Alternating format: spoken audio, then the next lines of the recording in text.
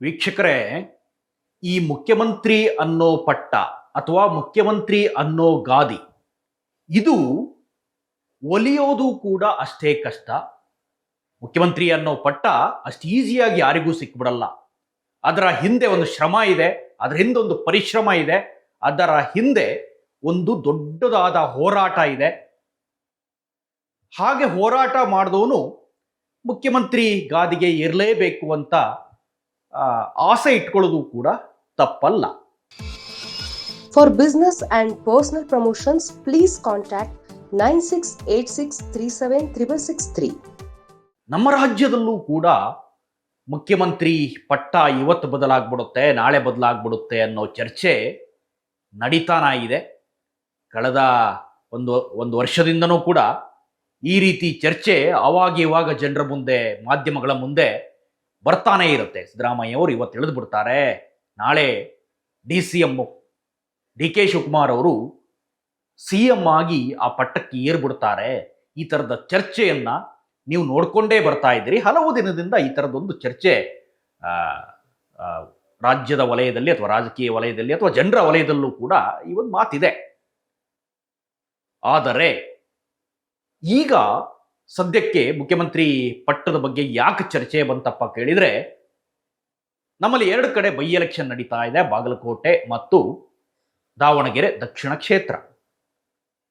ಈ ಎಲೆಕ್ಷನ್ ಆದ ನಂತರ ಮುಖ್ಯಮಂತ್ರಿ ಬದಲಾವಣೆ ಆಗ್ಬಿಡುತ್ತೆ. ಏಪ್ರಿಲ್ ಅಥವಾ ಮೇನಲ್ಲಿ ಮುಖ್ಯಮಂತ್ರಿಗಳಾಗಿ DCM DK ಶಿವಕುಮಾರ್ ಪಟ್ಟಕ್ಕೆ ಏರ್ತಾರೆ ಅಂತ ಮಾತುಗಳು ಮತ್ತಷ್ಟು ಜೋರಾಗಿದೆ. ಈಗ ಹೇಳಿ ಕೇಳಿ ದಾವಣಗೆರೆ ದಕ್ಷಿಣ ಕ್ಷೇತ್ರದ ಉಸ್ತುವಾರಿಯನ್ನ ಅಥವಾ ಅತಿ ಹೆಚ್ಚು ಪ್ರಚಾರವನ್ನ DCM DK ಶಿವಕುಮಾರ್ ಮಾಡ್ತಾ ಇದ್ದಾರೆ. ಬಾಗಲಕೋಟೆಯನ್ನು ಹೇಗಾದರೂ ಮಾಡಿ ಗೆಲ್ಸ್ಕೊಂಡು ಬರಬೇಕು ಅಂತ ಸಿದ್ದರಾಮಯ್ಯ ಅವರು ತೊಡೆ ತಟ್ಟಿದ್ದಾರೆ ಅಥವಾ ಜಿದ್ದಿಗೆ ಬಿದ್ದಿದ್ದಾರೆ. ಕಾರಣ ಏನಪ್ಪಾ ಅಂತಂದ್ರೆ, ಹೇಳಿ ಕೇಳಿ ಅತಿ ಹೆಚ್ಚು ಕುರುಬ ಸಮುದಾಯದ ಮತಗಳಿರುವಂಥ ಪ್ರದೇಶ.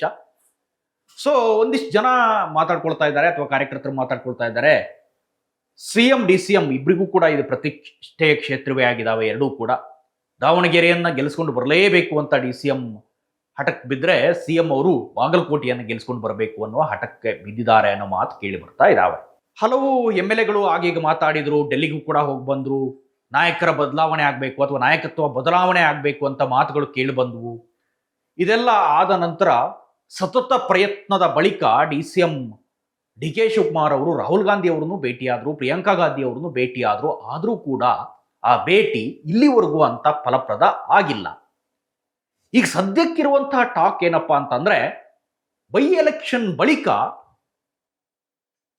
ಈ ಅಧಿಕಾರ ಹಸ್ತಾಂತರ ಆಗ್ಬಿಡುತ್ತೆ, ರಾಜಕೀಯ ಅಧಿಕಾರ DK ಶಿವಕುಮಾರ್ ಅವರ ಕೈಗೆ ಸಿಕ್ಬಿಡುತ್ತೆ ಅನ್ನೋ ಮಾತಿತ್ತಲ್ಲ.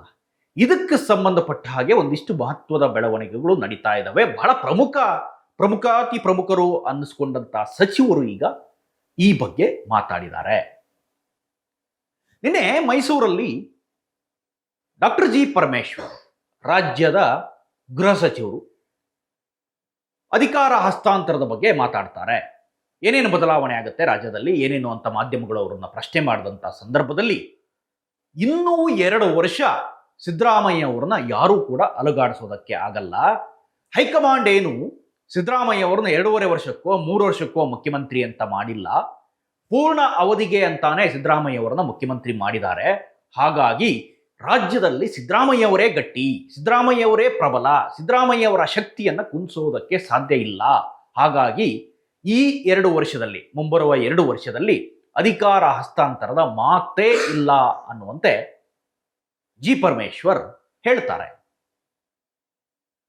ರಾಜ್ಯದ ರಾಜಕೀಯ ವಲಯದಲ್ಲಿ ಈ ಹೇಳಿಕೆ ಒಂದು ರೀತಿಯ ಸಂಚಲನವನ್ನೇ ಉಂಟು ಮಾಡಿದೆ ಅಂತಾನೆ ಹೇಳ್ಬೋದು. ಹೇಳಿ ಕೇಳಿ ಸಿದ್ದರಾಮಯ್ಯ ಆಪ್ತರು ಒಂದಸ್ತಿರ ತಟಸ್ಥವಾಗಿದ್ರು. ಕೆಲವು ಶಾಸಕರುಗಳಿಂದ ಹೇಳಿಕೆ ಬಂದ ನಂತರ, ಇಲ್ಲ ಸಿದ್ದರಾಮಯ್ಯ ಅವರು ಬದಲಾಗಲ್ಲ, ಸಿದ್ದರಾಮಯ್ಯ ಅವರು ಇರ್ತಾರೆ, ಸಿದ್ದರಾಮಯ್ಯ ಅವರು ಯಾಕೆ ಇರ್ತಾರೆ ಅಂದ್ರೆ ಅದಕ್ಕೂ ಕೂಡ ಕಾರಣ ಇದೆ ಅನ್ನೋ ಮಾತನ್ನೆಲ್ಲ ಹೇಳಿದ್ದಾರೆ. ಈ ಹಿಂದೆ ಕಾಂಗ್ರೆಸ್ ಅಧಿಕಾರದಲ್ಲಿ ಇದ್ದಂಥ ರಾಜ್ಯಗಳಲ್ಲಿ ಮುಖ್ಯಮಂತ್ರಿ ಬದಲಾವಣೆ ಮಾಡೋದಕ್ಕೆ ಹೊರಟಂತ ಸಂದರ್ಭದಲ್ಲಿ ಏನೇನಾಯ್ತು ಅನ್ನುವುದನ್ನು ಉದಾಹರಣೆಯನ್ನು ಕೂಡ ಕೆಲವರು ಕೊಟ್ಟಿದ್ದಾರೆ. ಆ ನಿದರ್ಶನಗಳು ಕೂಡ ನಮ್ಮ ಮುಂದೆ ಇದಾವೆ. ರಾಜಸ್ಥಾನದಲ್ಲಿ ಏನಾಯ್ತು, ಗೆಹ್ಲೋಟ್ ಅವರನ್ನ ಮುಖ್ಯಮಂತ್ರಿ ಸ್ಥಾನದಿಂದ ಬದಲಾಯಿಸಕ್ಕೆ ಹೊರಟಂತ ಸಂದರ್ಭದಲ್ಲಿ ಸಚಿವರುಗಳು ಹೆಂಗೆ ತಿರುಗಿ ಬಿದ್ರು, ಸಚಿನ್ ಪೈಲಟ್ ಅನ್ನ ಮಾಡೋದಕ್ಕೆ ಯಾವ ರೀತಿ ವಿರೋಧವನ್ನ ವ್ಯಕ್ತಪಡಿಸಿದ್ರು. ಸಚಿನ್ ಪೈಲಟ್ ಯುವ ನಾಯಕ, ಬಹಳ ಗಟ್ಟಿ ಧ್ವನಿಯ ನಾಯಕ, ಯುವ ನಾಯಕನನ್ನ CM ಮಾಡಬೇಕು ಅಂತ ಅಲ್ಲೂ ಕೂಡ ಒಂದು ಪಡೆ ಎದ್ದಿತ್ತು. ಆ ಸಂದರ್ಭದಲ್ಲಿ ಸಚಿನ್ ಪೈಲಟ್ ಅವರನ್ನ ಹೇಗೆ ಹಿಮ್ಮೆಟ್ಟಿಸಿದ್ರು ಅನ್ನುವ ತಂತ್ರವನ್ನ ಇಲ್ಲೂ ಕೂಡ ಕೆಲವರು ಬಳಸ್ತಾ ಇದ್ದಾರೆ.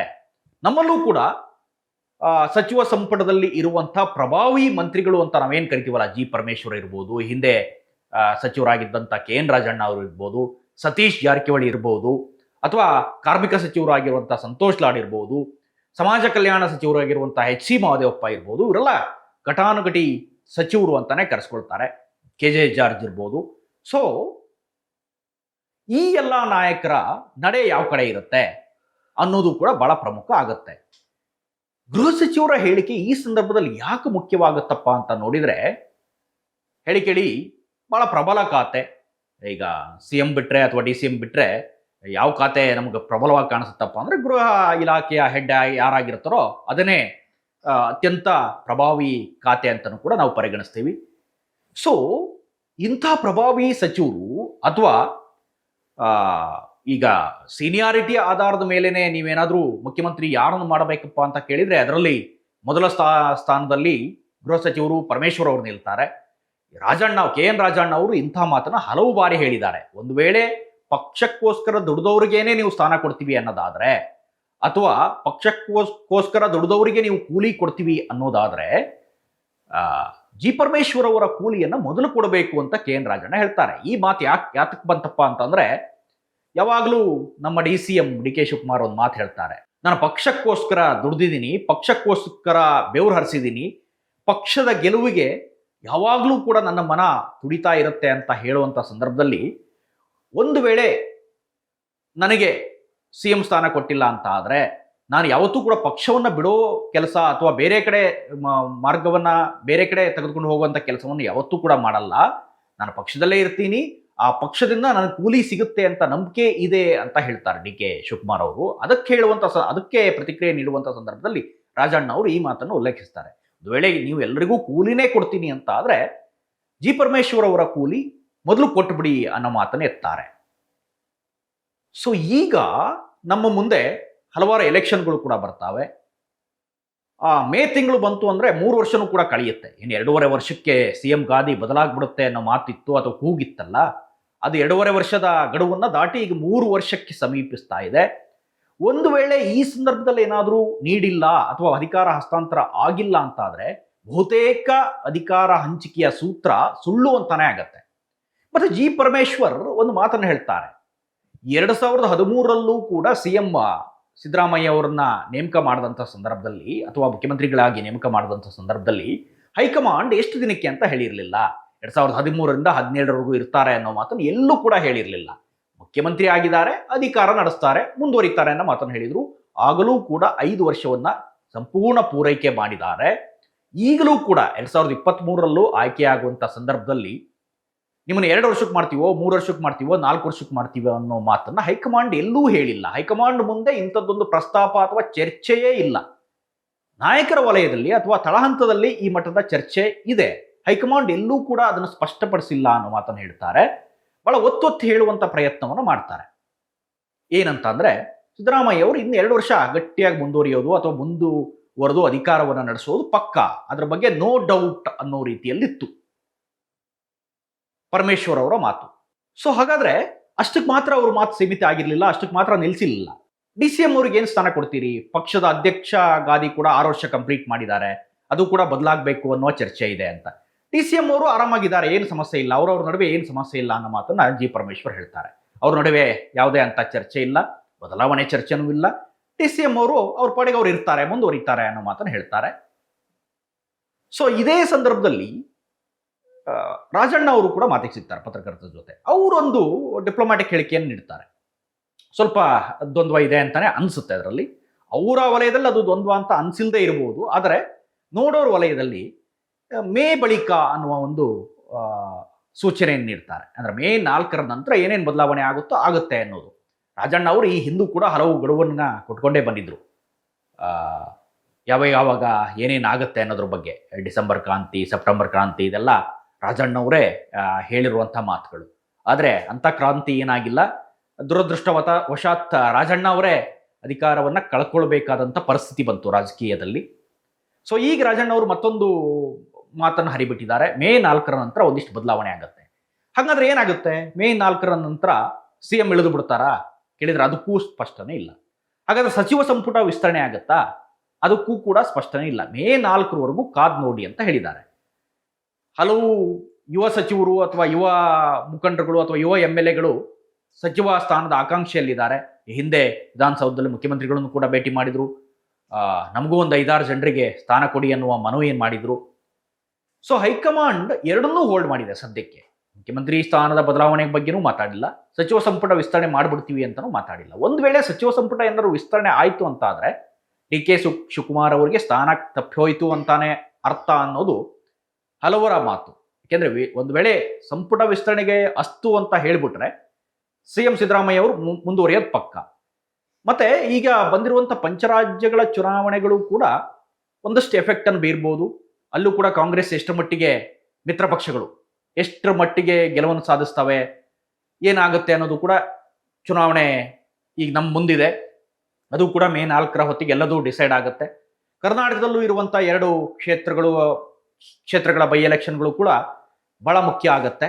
ಆದರೆ ಜಿ ಪರಮೇಶ್ವರ್ ಹೇಳ್ತಾರೆ, ಕರ್ನಾಟಕದಲ್ಲಿ ನಡೀತಕ್ಕಂಥ ಬೈ ಎಲೆಕ್ಷನ್ಗಳು ಮುಂದಿನ ಎಲೆಕ್ಷನ್ಗಳಿಗೆ ದಿಕ್ಸೂಚಿ ಅಲ್ಲ, ಅಥವಾ CM ಬದಲಾವಣೆಗೆ ದಿಕ್ಸೂಚಿ ಅಲ್ಲ ಅನ್ನೋ ಮಾತನ್ನು ಕೂಡ ಹೇಳ್ತಾರೆ. ಸೊ ಸದ್ಯಕ್ಕಂತೂ ಎಲ್ಲರಲ್ಲೂ ಒಂದು ಕುತೂಹಲ ಇದೆ. ಅವರವರ ಬಣದ ನಾಯಕರಲ್ಲಿ ಅವ್ರದ್ದೇ ಆದ ವಿಶ್ಲೇಷಣೆಗಳು ಕೂಡ ಇದೆ. ನಮ್ಮ ನಾಯಕರು ಆಗ್ಬಿಡ್ತಾರೆ, ಸಿದ್ದರಾಮಯ್ಯ ಇಳಿದು ಬಿಡ್ತಾರೆ, ಈ ರೀತಿಯ ವಿಶ್ಲೇಷಣೆಗಳು ಕೂಡ ಚೌಕಟ್ಟಿನ ಒಳಗಡೆ ನಡೀತಾ ಇದ್ದಾವೆ. ಅದರ ಹೊರಗಡೆ ಯಾರೂ ಬಂದು ಮಾತಾಡ್ತಾ ಇಲ್ಲ ಇತ್ತೀಚೆಗೆ. ಸೊ ಯಾಕೆ ಅಂದರೆ ಎಲ್ರಿಗೂ ಒಂದು ಮೆಮೊ ಹೋಗಿದೆ. DK ಶಿವಕುಮಾರ್ ಕಡೆಯವ್ರಿಗೂ ಕೂಡ ಯಾರೂ ಈ ಬಗ್ಗೆ ಮಾತಾಡಬಾರ್ದು ಅಂತ ಸಿಟ್ನಲ್ಲೇ ಹೇಳಿದರು DK ಶಿವಕುಮಾರ್ ಅವರು. ಕುತೂಹಲ ಇರೋದು ಏಪ್ರಿಲ್ ಮತ್ತೆ ಈ ತಿಂಗಳ ಅಂತ್ಯ ಅಥವಾ ಮುಂದಿನ ತಿಂಗಳ ಪ್ರಾರಂಭದ ಹೊತ್ತಿಗೆ. ಅಷ್ಟೊತ್ತಿಗೆ ಬಹಳಷ್ಟು ಬಿರುಸಿನ ರಾಜಕೀಯ ಚಟುವಟಿಕೆಗಳು ಕೂಡ ನಡೀಬಹುದು ಅನ್ನುವ ಒಂದು ನಿರೀಕ್ಷೆ ಇದೆ. CM DK ಶಿವಕುಮಾರ್ ಅವರು ಪಟ್ಟದ ಮೇಲೆ ಕಣ್ಣಿಟ್ಟಿದ್ದಾರೆ. ಆ ಪಟ್ಟ ಸಿಗೋವರೆಗೂ, ಸ್ಥಾನ ಸಿಗೋವರೆಗೂ ಅವ್ರು ಬಿಡೋದಿಲ್ಲ ಅನ್ನೋ ಮಾತುಗಳು ಕೂಡ ಅವ್ರ ವಲಯದಲ್ಲಿ ಕೇಳಿ ಬರ್ತಾ ಇದೆ. ಹೈಕಮಾಂಡ್ ಏನು ನಿರ್ಧಾರ ಮಾಡುತ್ತೆ ಅನ್ನೋ ಪ್ರಶ್ನೆ ಕೂಡ ಜನರ ಮುಂದಿದೆ. ಮತ್ತೆ ಸಿದ್ದರಾಮಯ್ಯ ಆಪ್ತ ಬಣದ ಸಚಿವರು ಅಥವಾ ಪ್ರಭಾವಿ ಸಚಿವರ ನಡೆ ಏನಿರುತ್ತೆ ಅನ್ನೋದು ಕೂಡ ಈಗ ಬಹಳ ಕುತೂಹಲವನ್ನ ಕೇಳಿಸಿದೆ. ಯಾಕೆಂದ್ರೆ ಹಿಂದೊಮ್ಮೆ ಈ ಪ್ರಭಾವಿ ಸಚಿವರೆಲ್ಲ ಒಂದು 16 ಜನ ಸಚಿವರು